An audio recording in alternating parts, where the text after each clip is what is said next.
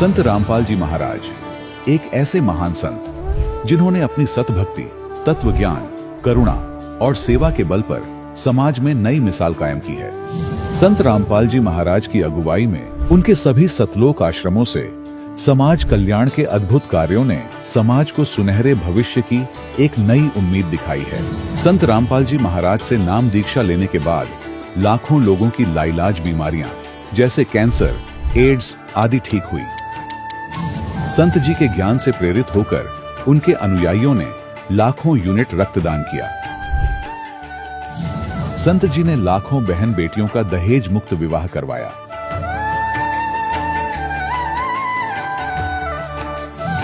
संत जी ने लाखों लोगों का नशा छुड़वाया, करोड़ों उजड़े परिवार बसे। संत जी के आश्रमों में समागम के दौरान निःशुल्क नेत्र चिकित्सा, दंत चिकित्सा प्रदान की जाती है। संत रामपाल जी महाराज द्वारा समय समय पर पर्यावरण संरक्षण के उद्देश्य से बड़े स्तर पर वृक्षारोपण किया जाता है। संत जी ने जरूरतमंदों को तत्काल राहत पहुंचाने के लिए एम्बुलेंस सेवा शुरू की। संत जी अपने अनुयायियों को देहदान के लिए प्रेरित करते हैं, जिससे मानवता की सेवा और चिकित्सा क्षेत्र में सुधार हो सके। संत रामपाल जी महाराज के सभी आश्रमों में हर रोज निःशुल्क भंडारा आयोजित किया जाता है, जहां हर वर्ग, हर जाति और हर धर्म के लोग एक साथ बैठकर भोजन करते हैं।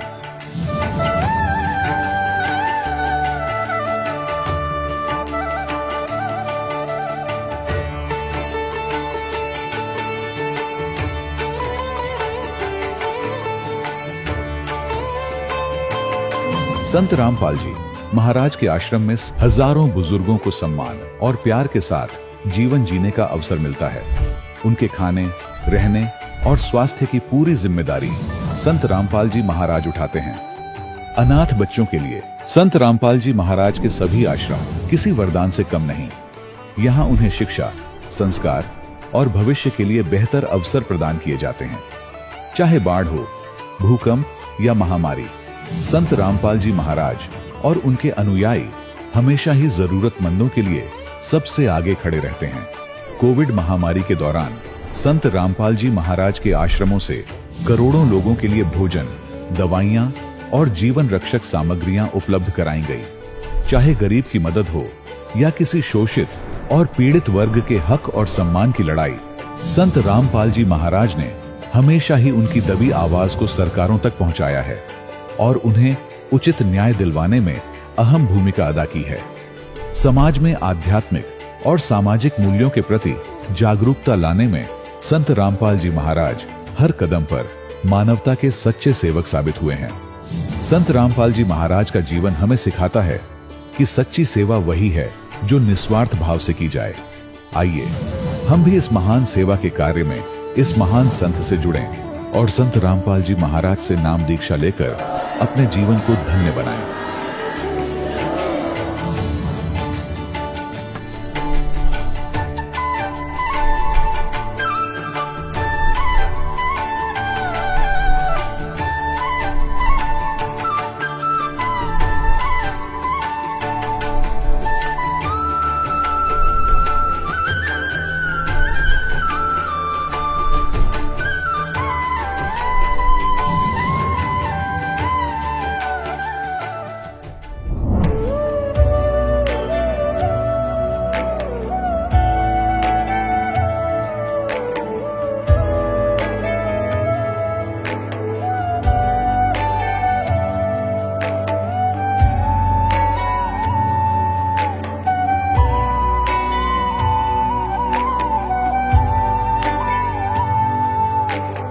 कौन ब्रह्मा का पिता है, कौन विष्णु की मां, शंकर का दादा कौन है, हमको दे बता। ये जानने के लिए कृपया सुनिए। जगत गुरु तत्वदर्शी संत रामपाल जी महाराज के अमृत वचन सर्व पवित्र धर्मों के पवित्र शास्त्रों के आधार पर। सत साहिब दर्शकों, क्या हो जब एक व्यक्ति अपने जीवन में सभी प्रकार की भक्ति साधनाएं करता हो, व्रत उपवास रखता हो, मंदिर और गुरुद्वारे में माथा टेकता हो, और अनेकों मंत्रों का जाप भी करता हो, लेकिन फिर भी उसकी बीमारियां और परेशानियां उसका पीछा न छोड़े। दर्शकों, जब मनुष्य ऐसी स्थिति में आ जाता है तो उसे आत्महत्या ही आखिरी सहारा लगने लगता है। दर्शकों, ऐसी ही कहानी थी बिहार की रहने वाली रीना जी की। रीना जी ने हिंदू धर्म में प्रचलित अनेकों भक्ति साधनाएं अपनाई, लेकिन इतना सब करने के बाद भी बीमारियों और परेशानियों ने रीना जी के जीवन को इस कदर घेर लिया था कि इन्हें आत्महत्या ही आखिरी सहारा सूझ रहा था। लेकिन दर्शकों, आज रीना जी का कहना है कि जब से मैंने संत रामपाल जी महाराज जी से नाम दीक्षा ली है, तब से मेरा जीवन पूरी तरह से बदल गया है। दर्शकों, आखिर संत रामपाल जी महाराज ने रीना जी को ऐसी कौन सी जड़ी दे दी जिससे इनकी सारी बीमारियों और परेशानियों का निपटारा हो गया है? आखिर रीना जी अपनी परंपरागत भक्ति साधना को शास्त्र विरुद्ध क्यों बता रही है? आखिर इसके पीछे की सच्चाई क्या है? आइए सुनते हैं रीना जी की कहानी, उन्हीं की जुबानी। नमस्कार जी। नमस्कार सर जी। बहन जी, क्या नाम है आपका? रीना दासी। रीना जी, आप कहाँ के रहने वाले हैं? बिहार, जिला छपरा। रीना जी, संत रामपाल जी महाराज से नाम दीक्षा आपने कब ली? 8 जुलाई 2021 को। रीना जी, संत रामपाल जी महाराज से नाम दीक्षा लेने से पहले आप क्या भक्ति साधनाएं करते थे? हम लोग को बिहार में ये छठ पूजा होता है, फिर नवरात्रि होती है, फिर ये शिवरात्रि का व्रत आता है शंकर जी का, पार्वती जी का, और मतलब बहुत ऐसी है, मतलब तीज होता है, जितिया होता है, बहुत अन्य व्रत होता है, त्यौहार होता है, वो सब हम सारा करते थे। तो रीना जी, जो आप बिहार के हिसाब से भक्ति साधनाएं करते थे, छठ पूजा करते थे, शिव जी भगवान के व्रत भी करते थे और अन्य साधनाएं भी जो करते थे, तो इन सब भक्ति साधनाओं को करने से आपको क्या क्या लाभ मिले? लाभ तो कुछ नहीं मिला, लेकिन हाँ लगे रहते थे। हमें क्या पता था, हम तो बस भगवान की खोज थी, हम लगे रहते थे, करते रहते थे। जो जैसा बताया था व्रत, वही त्यौहार, वही तीज, वही व्रत, सब चीज करते रहती थी मैं। जो मतलब दुख तकलीफ हो, परेशानी हो, किसी से ना कुछ कहना सुना, बस वही जहाँ भी व्रत करती थी, जो भी इसी से कहती थी कि हाँ ये मुझे ये परेशानी है, वो दुख है, ये तकलीफ है, और मैं किसी से नहीं कहती थी। जब मैं 16, 17, 18 साल की थी, तब से ही मतलब मैं बहुत व्रत करती थी। बृहस्पति भगवान के व्रत करती थी, शिवरात्रि करती थी, नवरात्रि करती थी, 9 दिन के व्रत रखती थी, अनुपासना, कुछ भी ना खाना पीना। फिर भी मैं मतलब बीमार रहती थी। कभी कभी नवरात्रि में इतना बीमार होती थी, सोई रहती थी चुपचाप। और उधर दशहरा के जो दुर्गा जी के मतलब वो त्यौहार वार सब मनाते थे, तो मैं कहती थी पता नहीं, मैं ऐसे व्रत भी रखती हूँ, फिर भी मैं बीमार हूँ, फिर भी मुझे वो सब कुछ पता नहीं चलता था। बस मैं बीमार मतलब व्रत रखती रहती थी चुपचाप। कोई मुझे मतलब फायदा तो होता नहीं था, लेकिन हाँ जब जो बुजुर्ग करते हैं, आ रहे हैं घर में सब कर रहे हैं, जैसे पंडित बता रहे हैं, किसी पंडित से पूछो तो वो बोलते थे ये करो वो करो वगैरह वगैरह, मैं सब वही करती रहती थी। फिर मतलब तकलीफ होता था तो डॉक्टर पास भी मेरे पापा दिखाते थे। मैं इतना सीरियस बीमार पड़ी थी, जब मैं 16, 17 साल की थी तो मैं बहुत सीरियस बीमार पड़ी थी। मैं हर जगह में थक गई थी, मतलब समझो कि मतलब मैं तो मौत की नौत आ गई थी। फिर भी मैं व्रत करती थी, उसमें बृहस्पति भगवान के जो व्रत में छोड़ती नहीं थी। बहुत गरीब परिवार से हैं हम लोग, 9 बहनें थे हम लोग, और उसके बाद पापा अकेले सब चलाने वाले थे और कोई था नहीं उनके पीछे। दादी भी मेरी थी, बुजुर्ग थी, मतलब हर तरह से हम लोग परेशानी में थे।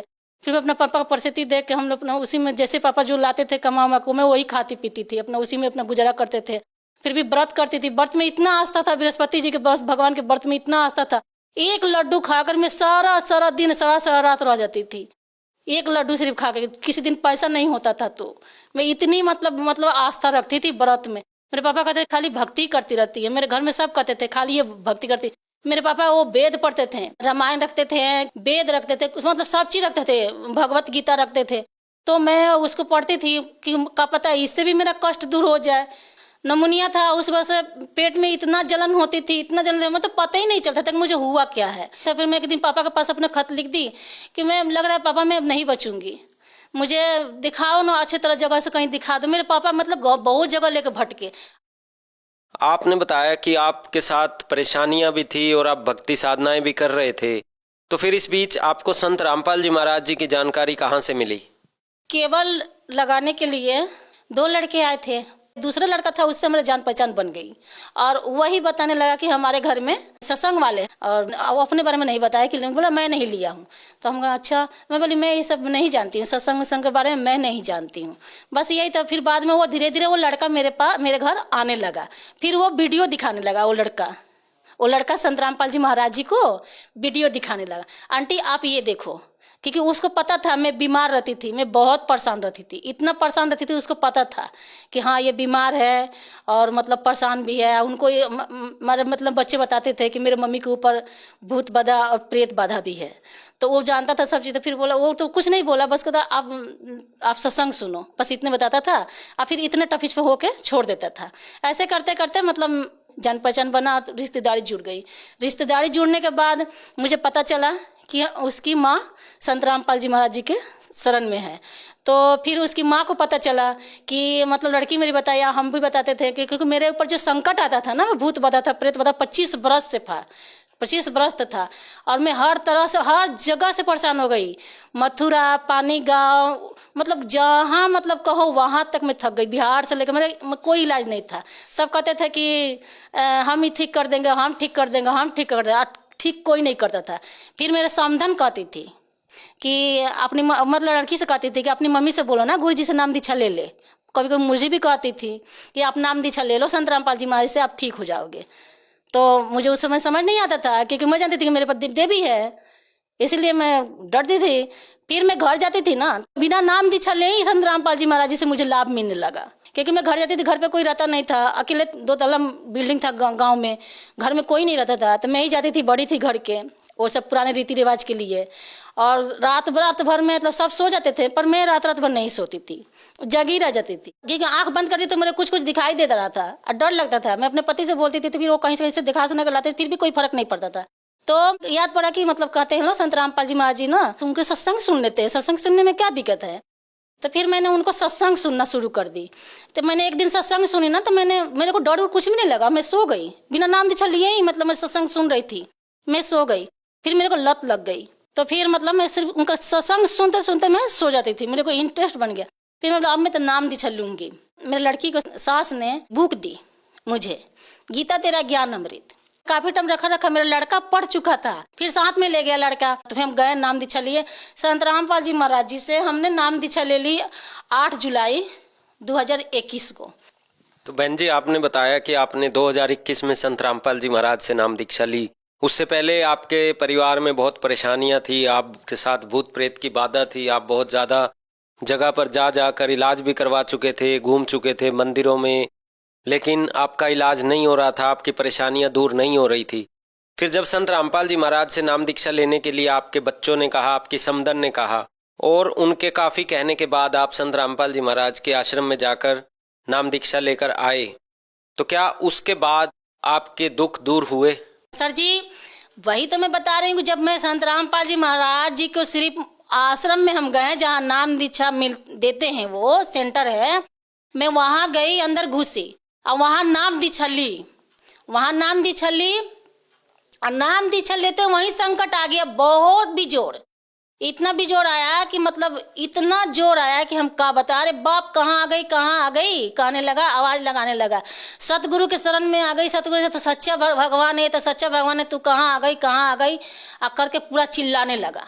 और चिल्ला के मतलब काफी टाइम थोड़ा सा परेशान किया वहीं। आपका कहने का मतलब है कि वहां पर वो भूत जो आपको परेशान करता था वो वहीं आ गया जहां पर आपने नाम दीक्षा ली, और वो ये कहने लगा कि सच्चे सतगुरु की शरण में आप आ गई। हाँ जी, वो बोलने लगा कि ये कहाँ आ गई, ये तो सच्चा सतगुरु है, ये तो भगवानों को भगवान है, सच्चा भगवान है, सच्चा सतगुरु है, तेरे को कौन बता दिया, तू क्यों आ गई यहाँ पर। वो चिल्लाने लगा। तो वो संत रामपाल जी महाराज जी के बारे में बात कर रहा था कि संत रामपाल जी सच्चे सतगुरु हैं। संत रामपाल जी महाराज जी के ही बारे में बता रहा था कि वो सच्चे सतगुरु है। फिर वो संकट वहीं माथा टेक दिया। सिर्फ गिनती के हिसाब से 14 महीना हुआ है नाम दीक्षा लिए हुए, लेकिन लाभ मुझे इतना हुआ है कि मैं जितना कहूँ उतना कम है, लेकिन मैं शॉर्टकट में बताऊंगी। एक तो लाभ हुआ कि मैं 25 बरस से परेशान थी, बहुत परेशान थी, मतलब जितना कहो उतना कम। ये जो आप लोगों का और पता होगा तो ये बसई जो होता है ना, हरियाणा में जो दिल्ली में एक बसई है, यहाँ पे रेलवे स्टेशन, वहां मैं जाती थी आत्महत्या करने के लिए। मैं इतनी परेशान रहती थी पहले। मेरे बच्चे और मेरे पति आगे पीछे डोलते रहते थे कि कहीं ये जाके कट ना जाए, क्योंकि मैं किसी से कहती नहीं थी। और मेरा ये जो माथा के जो दिमागी हालत था ना, ये भी खराब था भीतरे भीतरे। मैं किसी से बताती नहीं थी, कहती नहीं थी, क्योंकि मुझे दुख की वजह से सबने टॉर्चर किया। जिसको जो मुंह उठा के बोलना था वही बोल देता था, क्योंकि इंसान के जैसे शरीर में जब दुख होता है तो कहाँ जाएगा। भूत प्रेत का बताया जाता है तो वो तांत्रिक पास जाएगा, और बीमारी होता है तो डॉक्टर के पास जाएगा। तो इसी तरह मेरे को भूत प्रेत के बाधा था तो मैं तांत्रिक पास जाती थी। जो खुद दुखी हो दूसरों को दुख क्यों पहुंचाएगा, वो दूसरों को क्यों पहुंचाएगा दुख। तो फिर क्या कहते थे मेरे अपने कि ये डायन है, अपने बच्चों को मना करने लगते थे, इससे बात मत करो। मतलब बहुत से, मतलब सबके दिमाग में बैठ गया था। उनको उन लोगों पर कोई परेशानी भी आता था ना तो मेरा ही नाम लेते थे। ऐसे कहा कि मुझे बहुत टॉर्चर होने लगा। मैं यहाँ तक ले कहना तो नहीं चाहिए, जिस माँ ने मुझे जन्म दिया है अपने कोख से, वो भी मुझे डायन कह दी। मैं सबके सुनती रहती थी, किसी को मैंने जवाब नहीं दी। संत रामपाल जी वैसे मैं नाम दीक्षा जब ली, उसके बाद 25 वर्ष जो मैं परेशान थी, सबसे बड़ा लाभ मुझे वो मिला। दूसरा लाभ ये था कि मैं बवासीर की बीमारी से परेशान थी, बहुत परेशान थी, बहुत परेशान। ऑपरेशन कराने के बाद भी मैं लास्ट में ऑपरेशन कराने का नौबत आ गया। ऑपरेशन कराई, उसके बाद भी मेरे को कोई फायदा नहीं मिला। 2-3 महीना वही दवाई खाई और उसके बाद फिर ब्लड आने शुरू हो गया मेरे को। संत रामपाल जी वैसे में जब नाम दीक्षा ली ना तो ये बवासीर भी ठीक हो गया मेरा। 2 लाभ तो ये हुआ, एक लाभ और हुआ, तीसरा लाभ कि मेरा लड़का का बवासीर था। वो भी लैट्रिन के मतलब इतना ब्लड आता था कि मतलब दवाई लेते थे तो थोड़ा सा गैस की जब तक रहता था दवाई के रुक जाता था, फिर वही हालत रहता था उसका। वो भी नाम दीक्षा लिया संत रामपाल जी महाराज जी से, तब से उसका ब्लड आना बंद हो गया, सब चीज़ खाता है, वो भी ठीक हो गया। फिर मेरे घर वाले को शुगर था और मतलब बहुत परेशान रहते थे, वो शुगर उगर था, तो वो भी नाम दीक्षा लिए, वो भी ठीक हो गया। फिर मैं अभी के बाद फिर बताती हूँ कि मतलब मैं घर में ही इतनी सीरियस गिरी थी, घर में ही जब मैं उनसे नाम दीक्षा ले ली। मैं अभी के बाद बता रही, ज़्यादा दिन नहीं हो रहा है, मुश्किल से 2-3 महीना होता होगा। मैं इतनी सीरियस गिरी थी, इतनी सीरियस कि मतलब जैसे कुछ अगर पक्का पे कुछ गिरता है ना तो चनक जाता है, मतलब धरती चनक जाता है, उस तरह से मैं इतना सीरियस गिरी थी कि मेरा हड्डी पूरा चनक गया था, कड़क गया था पूरा। और वो जो बीन होता है ना, बीन जैसे मतलब दूध वगैरह वगैरह रखते हैं, उसी के कोर पे मैं गिर गई और बैठ गई, उस पर बैठी गई। इतना तेज से मुझे चोट लगा, पूरा हड्डी थमस गया। मैं तो सोची कि अब तो गया, लेकिन मैंने संत रामपाल जी महाराज जी को नाम दीक्षा ले रखी थी और उनकी मर्यादा में रहकर भक्ति भी कर रही थी। मेरे मुंह से यही निकला कि जय हो बंदी छोड़। मैं गिरी तो इतना निकला, और मतलब मैं 1 पैसा का दवाई कुछ नहीं, 1-2 दिन हल्का सा मतलब वो हुआ, उसके बाद पूछू पता चला नहीं मुझे। और भी लाभ ऐसा हुआ कि मेरे घर वाले मांसाहारी बहुत करते थे और हम भी करते थे, मेरे बच्चे भी करते थे। गुटखा खाते थे, तम्बाकू खाते थे और मांसाहारी करते थे। मांसाहारी तो ऐसा करते थे कि हम क्या बताएं, बहुत करते थे। फिर जाके हम मना करते थे तो लड़ाई भी हो जाता था। आज जब से मैंने नाम दीक्षा ली संत रामपाल जी महाराज जी से, और वो भी लिए, अभी तो फिलहाल वो गुटखा तो कुछ भी नहीं खाते हैं जब से नाम दीक्षा लिए। तो वहाँ ना ही तम्बाकू खाते हैं। और मांसाहारी के बारे में क्या बोलते हैं कि ज़्यादा मत बोल, मैं पलट के देखता भी नहीं, मैं पलट के देखने का मन भी नहीं करता है। अब इससे बड़ा लाभ क्या बताऊँ। तो बहन जी, आपने बताया कि संत रामपाल जी महाराज जी से नाम दीक्षा लेने से पहले आपका जीवन जो था बहुत संकटों से जूझ रहा था, और संत रामपाल जी से नाम दीक्षा लेने के बाद आपकी जिंदगी में खुशहाली आ गई। हर तरह से मानसिक, शारीरिक और आर्थिक रूप से आपका जो जीवन था वो बहुत सुखमय हो गया। तो जो श्रद्धालु आज आपको देख रहे हैं, उन्हें आप क्या संदेश देना चाहेंगे?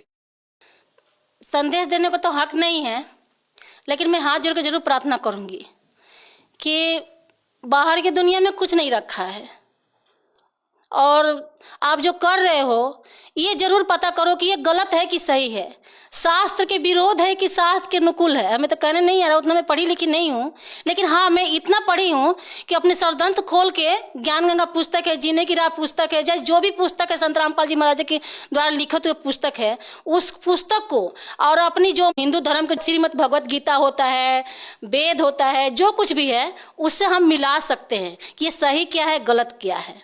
तो हमने सब खोल के देखा है। हम भी ज़्यादा तो नहीं देखी, लेकिन 1-2 वर्ड में देखी हूँ श्रीमद् भगवत गीता में कि कुछ और लिखा है, ये हो कुछ और रहा है। किसी से कहो तो वो मेरे भाई बहन जो है यही बोल रहे हैं कि जो पहले के जो समाज करते आ गए नहीं, हम वही करेंगे। तो पहले के लोग शिक्षित नहीं था, सुने सुनाई बात पर अंधविश्वास कर लिया। लेकिन आपके साथ आप प्रमाण देख सकते हो, क्योंकि संत रामपाल जी महाराज जी ने प्रमाण के साथ सतभक्ति बता रहे हैं कि सही क्या है, गलत क्या है। संत रामपाल जी महाराज जी से नाम दीक्षा कैसे ले सकते हैं? संत रामपाल जी महाराज जी से नाम दीक्षा ऐसे ले सकते हैं सर जी कि उनके बहुत सी चैनल पर अब उनका सत्संग आने लगा है। आप उनका सत्संग सुनो और उसी सत्संग के नीचे और उस पर नंबर सब दिया रहता है, उस नंबर पर आप कांटेक्ट करो और उनका नामदम सेंटर पूछो, क्योंकि विश्व में हर जगह उनका नामदम सेंटर है। आप पूछ के और उनसे आप नाम दीक्षा लेके अपन आत्म कल्याण करवा लो। धन्यवाद जी। सत साहिब जी। दर्शकों, अभी आपने सुने संत रामपाल जी महाराज से दीक्षा प्राप्त करके सुखी हुए भक्त के अनुभव। अब देखिए जगत गुरु तत्वदर्शी संत रामपाल जी महाराज के मंगल प्रवचन। अब ये खुद यहां भी खुद कह रहा कि वो इनसे न्यारे हैं, भिन्न हैं। अब ये कंसेप्ट और क्लियर करना पड़ेगा। यहाँ एक और शंका उत्पन्न हो जाएगी कि ब्रह्मा विष्णु रुद्र, तो रुद्र अन्य भी है, एक जो 11 रुद्रों का सरदार है वो रुद्र अलग है, और उन सभी रुद्रों का मुखिया ये शंकर भी है, तमोगुण शंकर, इसलिए इसको भी रुद्र कहते हैं, और 11 रुद्र अन्य भी है। तो ये भी स्पष्ट करना पड़ेगा कि ये ब्रह्मा विष्णु रुद्र और ये महेश इनसे अलग है, ये इनका पिता। ये देखिएगा, एक समय जैसे दास ने बताया था कि ब्रह्मा और विष्णु का आपस में इस बात पर युद्ध हो गया। ब्रह्मा जी कहने लगे तू मेरा पुत्र है विष्णु जी से, और विष्णु जी कहने लगे तू मेरा पुत्र है। इन दोनों का झगड़ा हो गया, तो इनके बीच में एक लिंग खड़ा कर दिया, स्तंभ, तेजो में स्तंभ, और ये फिर युद्ध करना बंद कर गए, उसके और छोर को खोजने में लगे। फिर वहां पुत्र शिव के रूप में ये खुद आकर खड़ा हो गया, ये काल भगवान। और फिर इनको कैसे संबोधित करता है ब्रह्मा और विष्णु को, सुनिएगा। ये देखिएगा विद्वेश्वर संहिता, यह है विद्वेश्वर संहिता और संक्षिप्त शिव पुराण 24 पृष्ठ पे। ये तो थोड़ा सा सीन देखें, यहां ब्रह्मा और विष्णु के बीच में ये लिंग खड़ा कर दिया, स्तंभ तेजो में। और फिर यहां आकर के क्या बोला, ब्रह्मा और विष्णु ने पूछा प्रभु सृष्टि आदि 5 कर्तों के लक्षण क्या हैं, ये हम दोनों को बताइए। भगवान शिव बोले ये काल है इनका पिता। भगवान शिव बोले मेरे कर्तों को समझना अत्यंत गहन है, तथापि मैं कृपा पूर्वक तुम्हें उनके विषय में बता रहा हूं। अब अपने 24-25 पे पढ़ लिया, 26 पे पढ़ते हैं, अपने मतलब की बात पढ़ेंगे। यहां आगे अब नीचे, पुत्रो, ब्रह्मा और विष्णु को ये काल बोल रहा है, पुत्रो तुम दोनों ने तपस्या करके प्रसन्न हुए मुझ परमेश्वर से सृष्टि और सतिथि नामक 2 कृत, यानी जो 2 विभाग, ये 2 जॉब प्राप्त किए हैं, और ये दोनों तुम्हें बहुत प्रिय है। इसी प्रकार मेरी विभूति स्वरूप रुद्र और महेश्वर ने, मैं नहीं है, ने 2 अत्यंत उत्तम कृत संहार और त्रोभाव प्राप्त किए। अब देखो ये ब्रह्मा विष्णु महेश, तो ये हो गए दोनों पुत्र। रुद्र और महेश्वर ये इन दोनों से न्यारे, यानी 4 हो गए, और बोलने वाला वो इनका पिता इनसे अलग है। अब यहां फिर और देखते हैं, स्पष्ट हो जाता है। यहां देखो, मैंने पूर्व काल में अपने स्वरूप भूत मंत्र का उपदेश किया है, जो ओंकार के रूप में प्रसिद्ध है, और वह महामंगलकारी मंत्र है। सबसे पहले मेरे मुख से ओंकार ओम प्रकट हुआ, जो मेरे स्वरूप का बोध कराने वाला है। ओंकार वाचक है, मैं वाच्य हूं, यह मंत्र मेरा स्वरूप ही है। प्रतिदिन ओंकार का निरंतर स्मरण करने से मेरा ही सदा स्मरण होता है। मेरे उत्तरवर्ती मुख से आकार का, पश्चिम मुख से उकार का, दक्षिण मुख से मकार का, और पूर्ववर्ती मुख से बिंदु तथा मध्यवर्ती मुख से नाद का प्राकट्य हुआ। इस प्रकार 5 अवयव से युक्त ओंकार का विस्तार हुआ है। इन सभी अवयव से एकीभूत होकर यह प्रणव ओम नामक एक अक्षर हो गया। अब यहां हमने देखना है कि ये ओम एक अक्षर जो है ये ब्रह्मा विष्णु महेश के पिताजी का है। और वो कौन है? वो ब्रह्म है, वो काल है। ये ब्रह्म का मंत्र है ओम। गीता अध्याय नंबर 8 के श्लोक नंबर 13 में ये गीता ज्ञानदाता गीता बोल रहा है। इससे ये भी स्पष्ट होता जाएगा। ओम इति एकाक्षरम ब्रह्म व्यवहारण मामनुसमरण। ये देखिएगा। अब हमने शिवपुराण रख दिया, श्रीमद् भगवत गीता उठा लिया। गीता प्रेस ग्रुप से प्रकाशित है 8वें अध्याय का 8वां अध्याय श्रीमद् भगवत गीता। ये 13वां श्लोक यहां शुरू होता है। ये 13वां श्लोक यहां पर है। इसमें क्या है? ओम इति एकाक्षरम ब्रह्म व्यवहारण मामनुसमरण ये प्रयाति तजन देहम सयाति परमाम गतिम। गीता ज्ञानदाता कह रहा है कि माम ब्रह्म मुझ ब्रह्म का ओम इति एकाक्षरम यह ओम एक अक्षर है, नथिंग एल्स।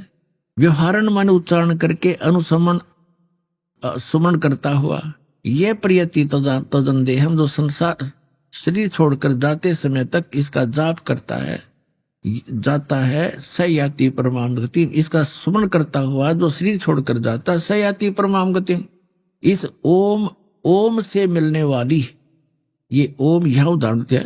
जो पुरुष ओम ओम ओम ये एक अक्षर हो गया ओम इति। इस एक अक्षर ब्रह्म को उच्चारण करता हुआ मां मुझ निर्गुण ब्रह्म का चिंतन करता हुआ शरीर को त्याग कर जाता है, वह पुरुष परम गति को प्राप्त होता है। अब इसे ये सिद्ध हो गया कि उधर तो श्री शिव पुराण के अंदर शिव महापुराण में स्पष्ट हो गया ये ब्रह्मा विष्णु महेश रुद्र और महेश से ब्रह्मा विष्णु महेश से जो 5वां है वो इनका पिता है। वो शिव पुराण का वहां संदेश दे रहा है और वो कह रहा है कि मेरा ओम मंत्र है। ओम ये 5 अवयवों से एकीभूत होकर एक ओंकार प्रणव रूप में ओंकार एक अक्षर हो गया।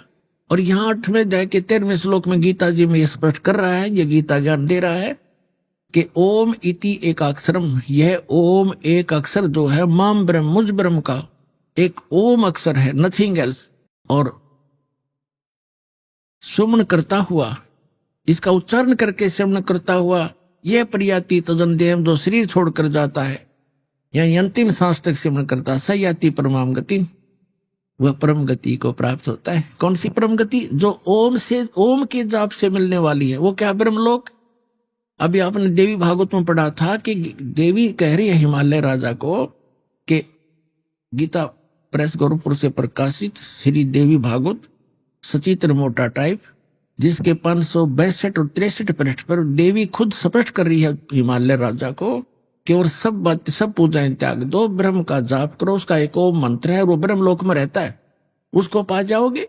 तो ओम के जाप से ब्रह्मलोक प्राप्ति है। गीता अध्याय नंबर 8 के श्लोक नंबर 16 में लिखा है कि ब्रह्मलोक पर्यंत सब पुनरावृत्ति में वहां गए प्राणी भी जन्म मृत्यु में आते। ये देखिएगा, ये वही श्रीमद् भगवत गीता इसके 8वें अध्याय के अब 16वें श्लोक में क्या कहा है कि हे अर्जुन ब्रह्मलोक पर्यंत सब लोग पुनरावृत्ति में है। पुनरावृत्ति का इन्होंने यहां विश्लेषण भी किया है, अर्थात जिनको प्राप्त होकर पीछे संसार में आना पड़े ऐसे। तो इसे सिद्ध हो गया कि इससे भी परम गति नहीं हुई, क्योंकि जन्म मृत्यु है तब तक ये जीव सुखी नहीं हो सकता। और गीता अध्याय नंबर 15 के श्लोक नंबर 4 में कहा है कि तत्वदर्शी संत और तत्व ज्ञान की प्राप्ति के उपरांत परमेश्वर के उस परम पद की खोज करनी चाहिए जहां जाने के बाद साधक फिर लौटकर कभी संसार में नहीं आते। तो अब जो प्रसंग चल रहा है, अब यहां तो जैसे प्रसंग चल रहा है कि हम इन श्री विष्णु जी श्री शिव जी की पूजा करते थे इष्ट रूप में, और भगवान 600 वर्ष पहले परमात्मा आए थे। कबीर जी वो कहा करते थे, 3 देव की जो करते भक्ति, उनकी कदे ना होवे मुक्ति। अब देखो, परमात्मा कहा करते ये भगवान नहीं है, जिनको तुम पूज रहे हो ये तुम्हें कोई भी लाभ नहीं दे सकते। अब यही प्रमाण आपको श्री शिव पुराण से करते हैं कि विष्णु और ब्रह्मा ये भगवान नहीं है, मालिक नहीं है, जिनको हम पूजा करते थे। ये देखिएगा श्री शिव महापुराण हिंदी टीका सहित भाग 1, ये कहां से प्रकाशित है? ये है श्री शिव महापुराण विद्या अवरिधि पंडित ज्वाला प्रसाद जी मिश्र कृत हिंदी टीका सहित। ये सारा देख लो। खेमरा श्री कृष्णदास प्रकाशन बंबई 4, अब इसको मुंबई बोलते हैं। इसको आप ले चलते हैं विद्वेश्वर संहिता के 11 पृष्ठ पे। ये देखिएगा पृष्ठ नंबर 11, शिव महापुराण पृष्ठ नंबर 11, विद्वेश्वर संहिता भाग 1 अध्याय 6 में नंदीकेश्वर बोले, हे योगेंद्र, आगे एक समय विष्णु भगवान शेष शैया पर अपने गरुड़ आदि पार्षदों से संयुक्त लक्ष्मी सहित शयन करते थे, विश्राम कर रहे थे। उस समय ब्रह्म ज्ञानियों में श्रेष्ठ ब्रह्मा जी अपनी इच्छा से वहां आए। सब प्रकार से सुंदर सेज पर शयन करते हुए कमल लोचन भगवान विष्णु से पूछने लगे, तुम कौन हो जो मुझे देखकर अभिमानी पुरुष के समान शयन करते हो? वत्स, बेटा उठो, देखो मैं तुम्हारा स्वामी आया हूं। ब्रह्मा जी बोले विष्णु जी को, मैं तुम्हारा मालिक आया हूं। आए हुए गुरु को देखकर जो अभिमान करता है उस द्रोही मूड का प्रायश्चित होना उचित है। यह सुनकर विष्णु जी के अंतर में तो क्रोध हुआ, लेकिन ऊपर से दिखाया नहीं, बाहर से शांत रहे और बोले, वत्स बेटा, तुम्हारा मंगल हो, बैठो, इस आसन पर विराजो। इस समय तुम्हारा नेत्र कुटिल और मुख वक्र क्यों है, यानी टेढ़ा मुंह क्यों कर रहा है, आंखें टेढ़ी क्यों कर रखी है क्रोध में? ब्रह्मा जी बोले, वत्स विष्णु, हे बेटा विष्णु, तुमको समय के प्रभाव से अभिमान है। हे पुत्र, मैं तुम्हारा रक्षक और जगत का पितामह हूं। विष्णु जी बोले, यह तो सब जगत मुझ में स्थित है, तुम चोर के समान किस प्रकार अपना कहते हो? तुम मेरी नाभि कमल से उत्पन्न हुए हो, इससे मेरे पुत्र हो, मुझे पुत्र कहना व्यर्था है। नंदीकेश्वर बोले, इस प्रकार ब्रह्मा विष्णु दोनों ही रजोगुण से मुक्त होकर विवाद करने लगे। मैं श्रेष्ठ हूं, मैं स्वामी हूं, ऐसा कहकर एक दूसरे को मारने की इच्छा से युद्ध करने में उत्सुक हुए। तब संपूर्ण देवता विमान में बैठकर उस महा अद्भुत युद्ध को देखने चले आए और आकाश से उनके ऊपर फूल बरसाने लगे। वारे देवताओं, अकल देखो इन देवताओं की। 2 भाई लड़के मरने को तैयार हैं और ऊपर से फूल बरसाने को मरो कटके। शाबाश, बहुत अच्छा कर रहे हो। यहां परमात्मा कहते हैं, दास गरीब या चूक धरोधर ऊपर से लेकर नीचे तक बिजली पड़ रही है। अरे देवता कमावे और उन युद्ध मरते न देखे, उन्होंने तो नीचे आकर हाथ जोड़ना चाहिए था, उनके बीच में खड़ा हो जाना चाहिए था। ये भगवान लड़ा नहीं करते। आप हमारे पूज्य होकर भी लड़ रहे हो तो हमारे ऊपर क्या असर पड़ेगा? अरे ये नौके ऊपर तो फूल बरसावे, मरो लड़के। ये हमारे देवता है। तेरा गजब।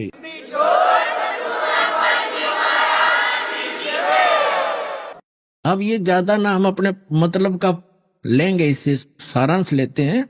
फिर क्या हुआ कि इनके बीच में उस काल भगवान ने, इनके पिता ने एक स्तंभ खड़ा कर दिया, पिलर, जिसको लिंग बोलते हैं। बहुत तेजों में बहुत उसका और छोर कुछ नहीं था। तब ये लड़ना बंद कर दिया और छोर खोजने में लगे। फिर वो स्वयं आ गया और उनसे क्या कहने लगा, देखिएगा।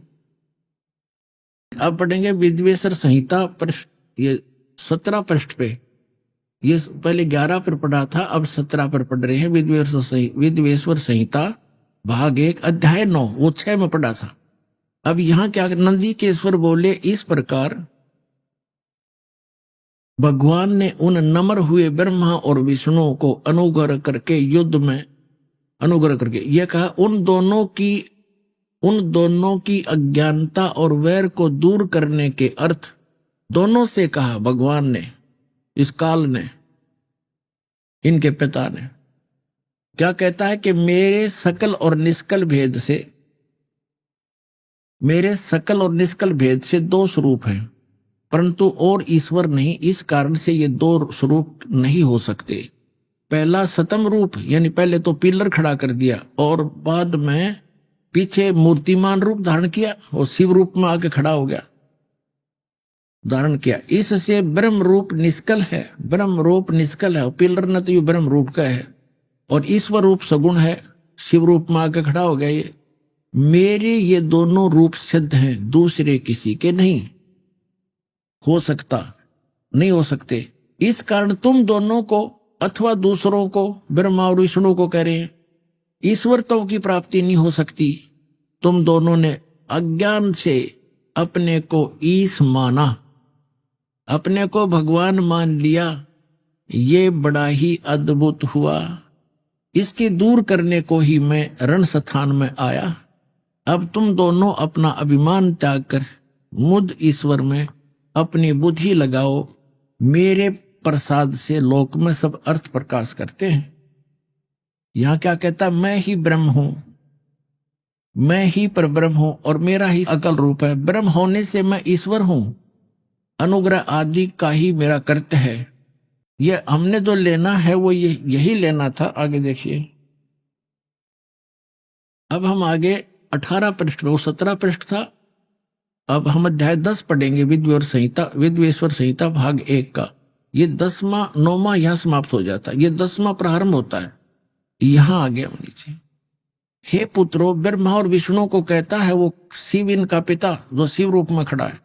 हे पुत्रो, यह कृत आपने तब से प्राप्त किया जो सृष्टि की उत्पत्ति और पालन कहता है, सो मैंने प्रसन्न होकर तुम्हें दिया है। इसी प्रकार दूसरे 2 कृत रुद्र और महेश को ये 4 सिद्ध करने थे दास ने, और 5वां ये बोल रहा है, हे पुत्रो, ये तो ब्रह्मा और विष्णु के विषय में कह दिया कि जो सृष्टि की उत्पत्ति और पालन ये मैंने तुमको दिए हैं। इसी प्रकार दूसरे 2 कृत रुद्र और महेश को प्रदान किए हैं, परंतु अनुग्रह कृत कोई भी पाने को समर्थ नहीं है। सो पूर्व के कर्म तुमने। अब यहां इससे ये क्या सिद्ध हुआ, इससे ये सिद्ध हो गया कि विष्णु और ब्रह्मा, रुद्र और शंकर, इनसे अलग है जो शिव पुराण का ज्ञान दे रहा है। और ये कह रहा है ब्रह्मा और विष्णु को कि तुम ईश नहीं हो, और उसी कैटेगरी के ये रुद्र और महेश्वर बताए इसने, तुम भगवान नहीं हो।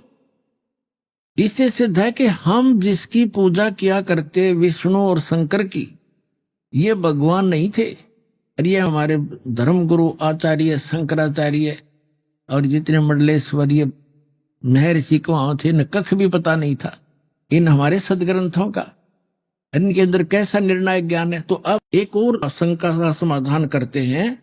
इसी शिव पुराण के अंदर जो खेमराज श्री कृष्ण दास मुंबई के प्रकाशन में है, उसमें क्या है, उसमें ये स्पष्ट किया है कि जैसे ये क्या कहता है कि मेरा एक ओंकार मंत्र है, और जैसे हमारे ये धर्मगुरु क्या बताया करते हैं, इस अनुवाद जो किया है ना गीता प्रेस गोरखपुर से प्रकाशित में शिव पुराण में, उसमें उन्होंने गलती कर रखी है। जैसे उसमें वैसे मूल पाठ में तो स्पष्ट है कि इन 5 अवयवों से युक्त होकर ये एक संघात बन गया और इसका एक ओम अक्षर बन गया। उन्होंने उन 5 का अलग से अपना अपनी सोच डाल रखी है उसमें अनुवाद में कि ओम नमः शिवाय, ओम नमः शिवाय ये बन गया 5 अक्षरों का। नहीं, ऐसा इसमें कोई प्रावधान नहीं है, ये झूठ है, बस इतना ही काफी।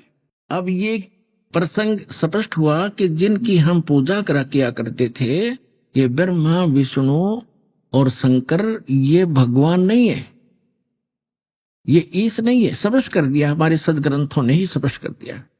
अब हम जिस प्रसंग पर आज आगे बढ़ेंगे, अब हम उसको निर्णय करते हैं कि रजगुण ब्रह्मा है, सतगुण विष्णु, तमगुण शिव जी। अब देखिएगा, ये है श्रीमद देवी भागवत यानी देवी पुराण, श्री खेमरा श्री कृष्ण दास प्रकाशन मुंबई से प्रकाशित है।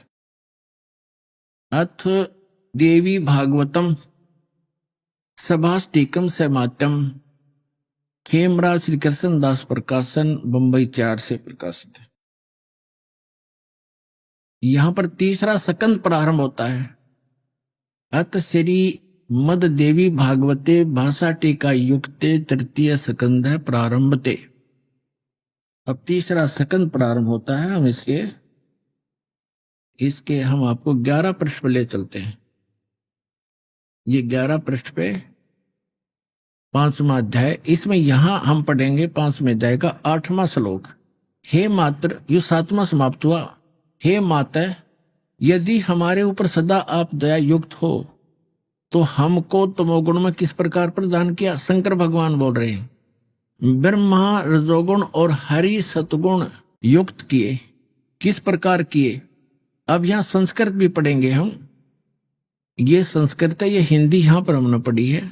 ये 8वां श्लोक है। यदि दा धर्मना न सदा अंबिके कथम अहम विहित से, किस प्रकार मैं बना दिया हे अंबिके, हे माता, तमोगुण और कमल जय, कमल से उत्पन्न होने वाले ब्रह्मा को रजोगुण संभव, रजोगुण क्यों बना दिया।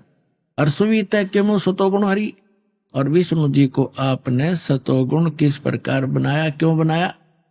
अब देखो, इस बात से ये हमारे ये देवता परिचित हैं कि जो हम कर रहे हैं ये अच्छा नहीं हो रहा।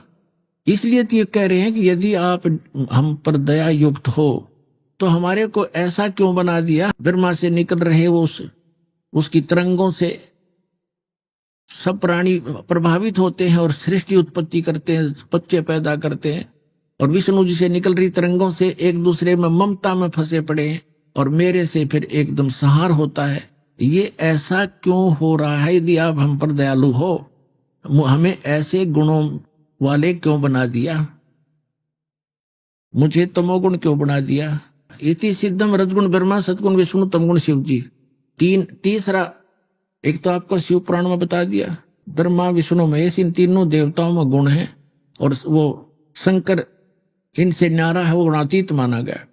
और अब आपको सिद्ध करते हैं मार्कंडेय पुराण गीता प्रेस गोरखपुर से प्रकाशित के 123 पृष्ठ पर देखिएगा।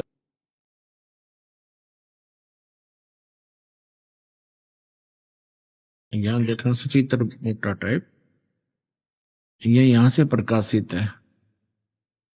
इसके 123 पृष्ठ पर आप देखिएगा, ये 123 पृष्ठ है।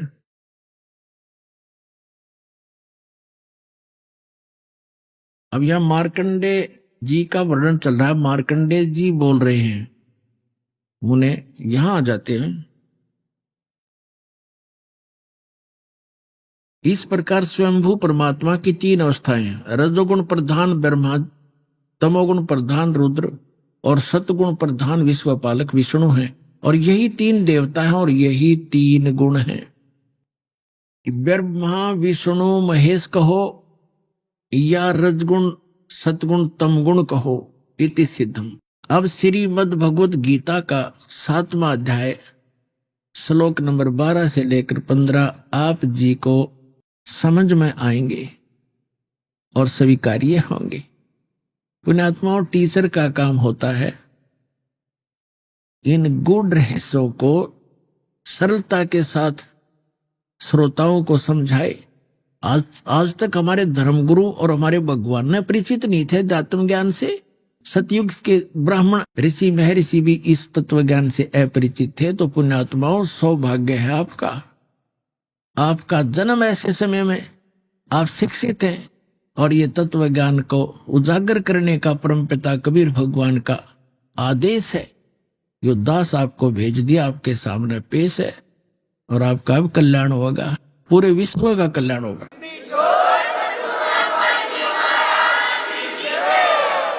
अविति सिद्धम रजगुण ब्रह्मा सतगुण विष्णु तमगुण शिव जी।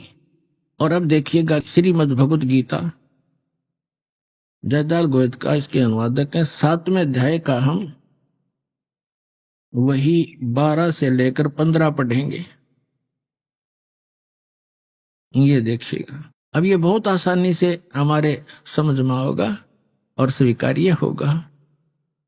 अब इसमें क्या कहा है, और भी जो सतगुण से उत्पन्न होने वाले भाव हैं और जो रजोगुण से तथा तमोगुण से होने वाले भाव हैं, उन सबको मुझसे ही होने वाले हैं ऐसा जान, परंतु वास्तव में उनमें मैं और वे मुझ में नहीं हैं। अब ये कौन है? रजगुण ब्रह्मा सतगुण विष्णु तमगुण शिव जी से अन्य है जो गीता ज्ञान दे रहा है। अब आगे ये क्या कहता है देखिएगा 13वें श्लोक में, 7वें अध्याय श्रीमद् भगवत गीता का। गुणों के कार्य रूप सात्विक राजस और तामस, इन तीनों प्रकार के भाव से ये सारा संसार प्राणी समुदाय मोहित हो रहा है। इन तीनों गुणों से परे ब्रह्मा विष्णु महेश से अलग जो युग काल है ब्रह्म है, मुझ अविनाशी को नहीं जानते। आगे देखो, अब 14वें श्लोक में क्या कहा है 7वें अध्याय के, क्योंकि यह अलौकिक अर्थात अति अद्भुत त्रिगुणमयी मेरी माया रजगुण ब्रह्मा सतगुण विष्णु तमगुण शिव जी के द्वारा फैलाया गया ये जाल बड़ी दुस्तर है, खतरनाक है। और फिर कहते जो पुरुष केवल मुझको निरंतर भजते हैं, यानी जो ब्रह्म साधना करते हैं, वे इस माया का से तरंती यानी इनसे ऊपर उठ जाते हैं। यानी जैसे विष्णु और शिव की जो साधना करते, ब्रह्मा की तपा कराया नहीं करते, इसने तो रिजेक्ट करें बैठे थे। जो विष्णु और शिव की भक्ति करते हैं उनसे उनको बहुत कम लाभ मिलता है, और ब्रह्म की साधना करने वाले ब्रह्मलोक में चले जाते हैं, वहां काफी समय तक और वहां ज्यादा सुख सुविधाएं हैं। लेकिन ब्रह्मलोक में गए हुए प्राणी 20 जन्म मृत्यु के अंदर ही हैं। इसलिए ये स्वयं स्वीकार करता गीता ज्ञानदाता अध्याय नंबर 4 के श्लोक नंबर 5 और 9 में, गीता अध्याय नंबर 2 के श्लोक नंबर 12 में, गीता अध्याय नंबर 10 के श्लोक नंबर 2 में कि अर्जुन तेरे और मेरे बहुत जन्म हो चुके हैं, तू नहीं जानता, मैं जानता हूं, मेरे कर्म और जन्म अलौकिक है। इसलिए ये कहता है कि मेरा साधक भी मेरी ही 7वें अध्याय के 18वें श्लोक में आगे आएगा कि मेरी साधना करनी भी अनुत्तम है, घटिया है, क्योंकि जन्म मृत्यु ना साधक की मिटे ना मेरी मिटे, खुद कहता है।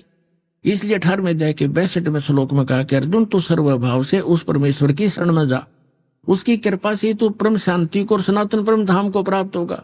15वें अध्याय के 4थे श्लोक में कहा कि अर्जुन तत्वदर्शी संत की प्राप्ति के उपरांत तत्व ज्ञान रूपी शस्त्र से इस ज्ञान को काट कर उसके पश्चात परमेश्वर के उस परम पद की खोज करनी चाहिए, जहां जाने के बाद साधक फिर कभी लौटकर संसार में नहीं आते।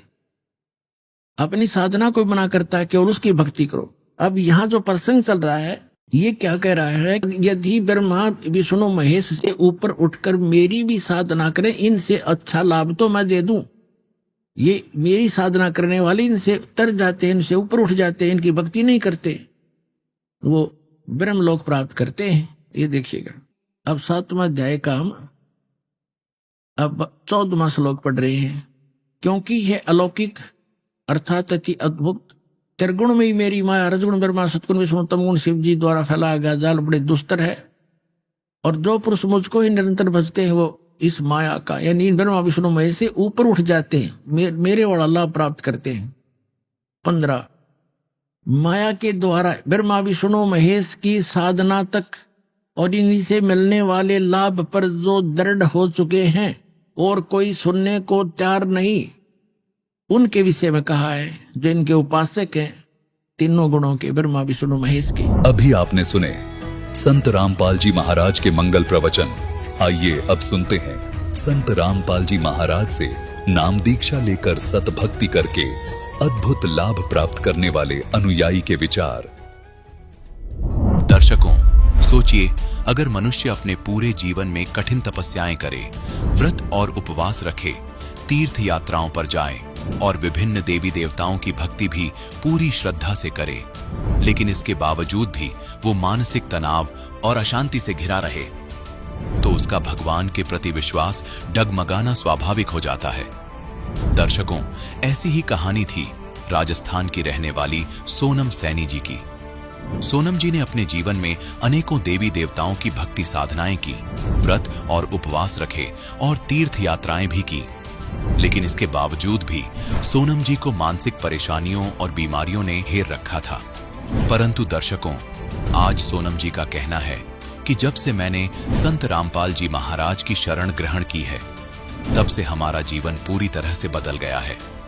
अब मैं अपने भगवान संत रामपाल जी महाराज द्वारा दी गई आदि सनातनी भक्ति करती हूँ और सभी प्रकार की शास्त्र विरुद्ध साधना को त्याग दिया है। आखिर इसके पीछे की सच्चाई क्या है? आइए सुनते हैं सोनम सैनी जी की कहानी, उन्हीं की जुबानी। जी नमस्कार। नमस्ते, क्या नाम है जी आपका? मेरा नाम सोनम सैनी है।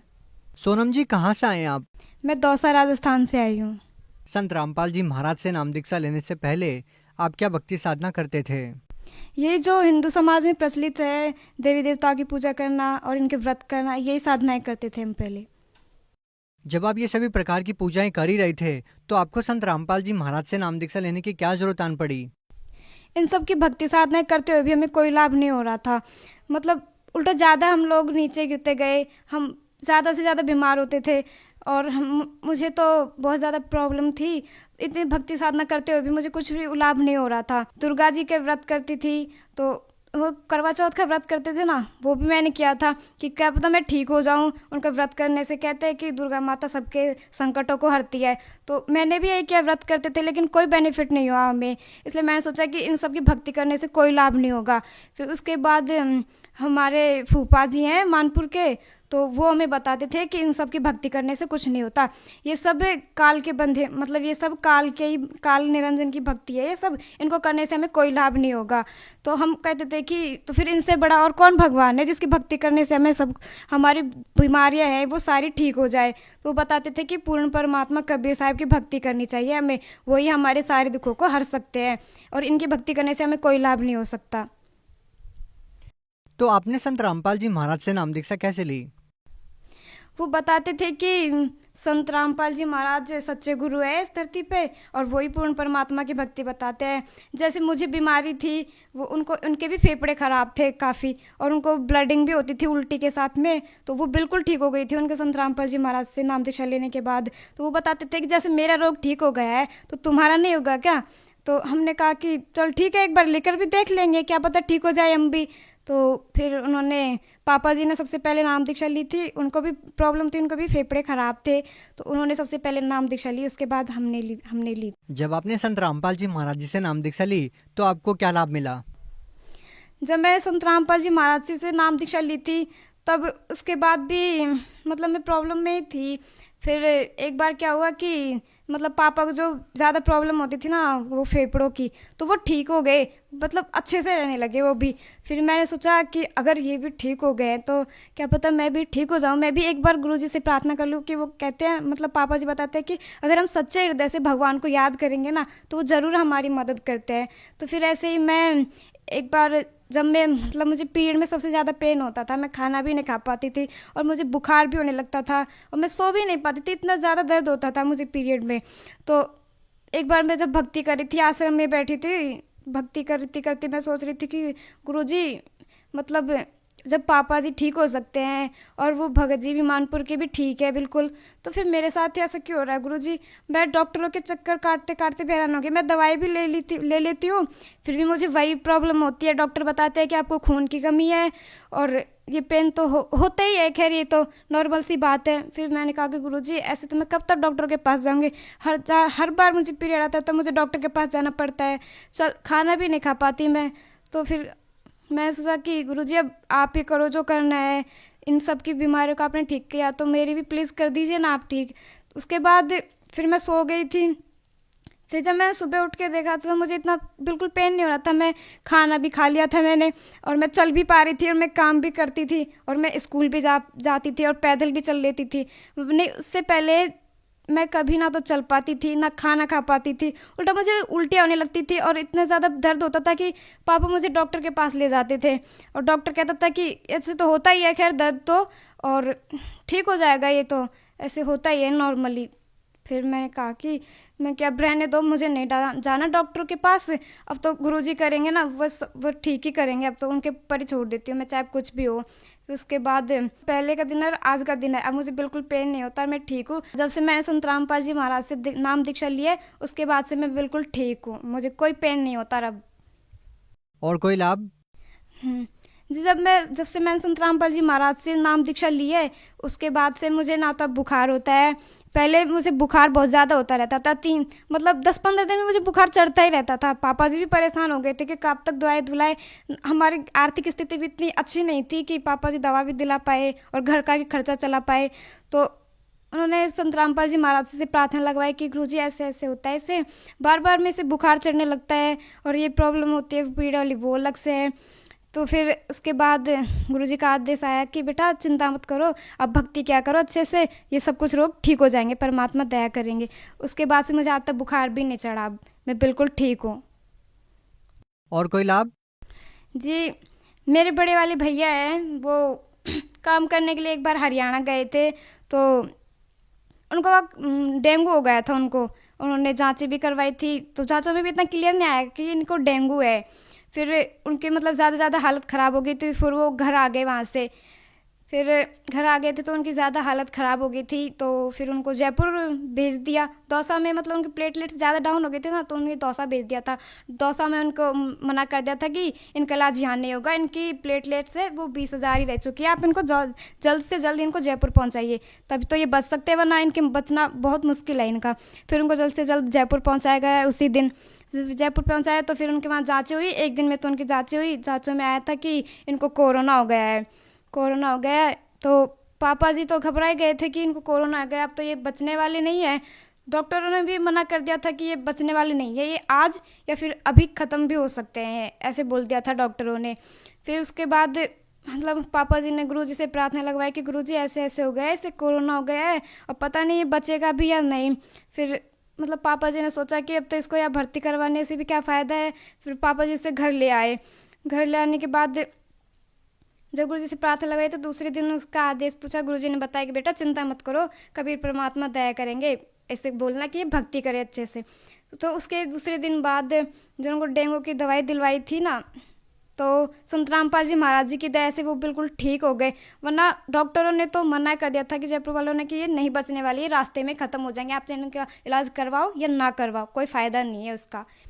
जी सोनम जी, संत रामपाल जी महाराज जी ने आपको इतने सारे लाभ दिए हैं, लेकिन लोगों का यह विश्वास कर पाना बहुत मुश्किल है कि किसी संत के आशीर्वाद से या मंत्रों के जाप से इस तरह का लाभ होना, तो उन लोगों को आप कैसे विश्वास दिलाएंगे?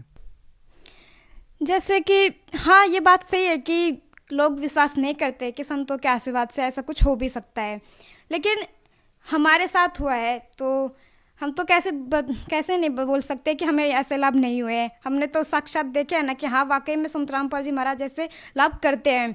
तो मैं तो लोगों से यही प्रार्थना करूंगी कि आप सभी लोग एक बार संत रामपाल जी महाराज का ज्ञान सुने और उनसे नाम दीक्षा लेकर एक बार चेक तो कर सकते हैं ना कि वाकई में ऐसे लाभ हमें होते भी हैं या नहीं, या फिर ये संत ऐसे ही बोलते हैं।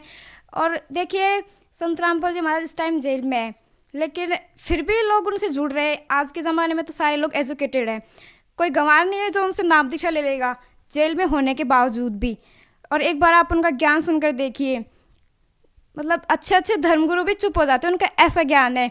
एक बार आप लोग उनका ज्ञान सुनकर देखिए, फिर उनसे नाम दीक्षा लेकर देखिए कि आपको कोई लाभ होता भी है या नहीं। हमें तो हुआ है, हमें तो पता है कि हाँ संत रामपाल जी महाराज क्या है और वो सारे दुखों को दूर भी कर सकते हैं, ये हमें पूरा विश्वास है।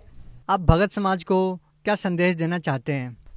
मैं भगत समाज को ये संदेश देना चाहूँगी कि आप सभी भी संत रामपाल जी महाराज के शरण में आए और उनकी सद्भक्ति करें और अपना मानव जीवन कल्याण करवाए।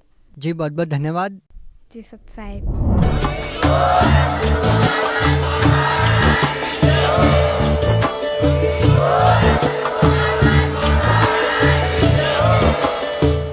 रहे थे जगत गुरु तत्वदर्शी संत रामपाल जी महाराज जी के मंगल प्रवचन। अधिक जानकारी के लिए विजिट कीजिए हमारी वेबसाइट www.jagatgururampalji.org। संत रामपाल जी महाराज जी के शुभ आशीर्वाद से पूरे विश्व भर में 500 से भी ज्यादा नाम दीक्षा केंद्र हैं, जिन पर संत रामपाल जी महाराज जी द्वारा ऑनलाइन निशुल्क नाम दीक्षा दी जा रही है। अपने नजदीकी नाम दीक्षा केंद्र का पता करने के लिए संपर्क करें 8222880541।